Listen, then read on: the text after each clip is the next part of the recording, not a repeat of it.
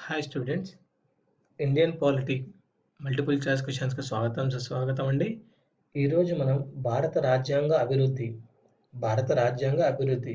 1858 నుంచి 1947 వరకు మధ్యలో జరిగిన ఈ యొక్క polity important multiple choice questions నేర్చుకుందాం. ఫస్ట్, ఇండియా కౌన్సిల్ 1858లో ఏర్పాటైంది. అయితే ఇందులోని సభ్యుల సంఖ్య ఎంత? ఇండియా కౌన్సిల్ 1858లో ఏర్పాటైంది. అయితే ఇందులోని సభ్యుల సంఖ్య ఎంత? 15. కింది వాటిలో సరికానిది ఏది? ఏ. మొదటి వైస్రాయ్ చార్లెస్ కానింగ్. బి. మొదటి భారత రాజ్య కార్యదర్శి చార్లెస్ వుడ్. సి.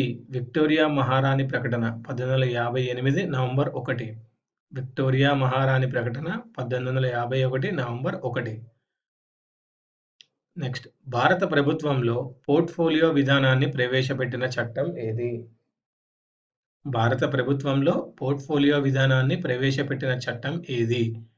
భారత కౌన్సిల్ల చట్టం 1861. నెక్స్ట్, గవర్నర్ జనరల్కు అబ్సల్యూట్ వీటో అధికారాన్ని కల్పించిన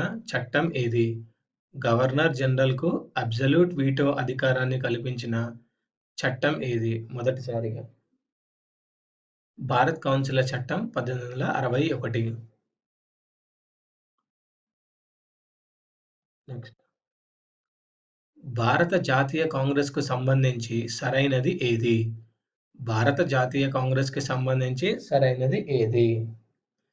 1885లో స్థాపితమైంది. స్థాపనకు కారకుడు ఏవో హ్యూమ్. మొదటి అధ్యక్షుడు డబ్ల్యూసి బెనర్జీ. సో ఈ 3 కరెక్ట్ అండి. భారత జాతీయ కాంగ్రెస్ ఎప్పుడు స్థాపించబడింది? 1885లో. దీని స్థాపనకు కారకుడు ఏవో హ్యూమ్. దీని మొదటి అధ్యక్షుడు డబ్ల్యూసి బెనర్జీ. నెక్స్ట్, మార్లే మింటో సంస్కరణలను ప్రవేశపెట్టిన సంవత్సరం ఏది? 1909. 1909. ది ఇండియన్ ముస్లిమ్స్ అనే గ్రంథాన్ని రచించింది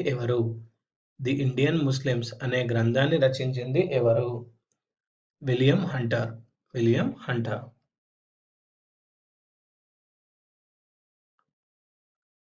నెక్స్ట్, కింది వాటిని జతపరచండి.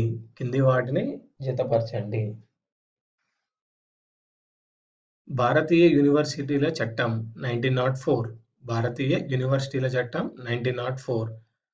అధికార రహస్యాల చట్టం 1904. Arundale committee 1906. Next, Simon commission 1927.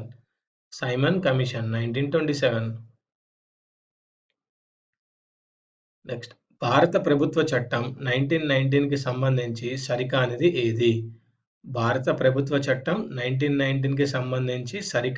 ఏది? కేంద్రంలో ద్వంద్వ పాలనను ప్రవేశపెట్టారు. ఇది సరికాదండి. మిగతా 3 వచ్చేసి కరెక్ట్ అండి.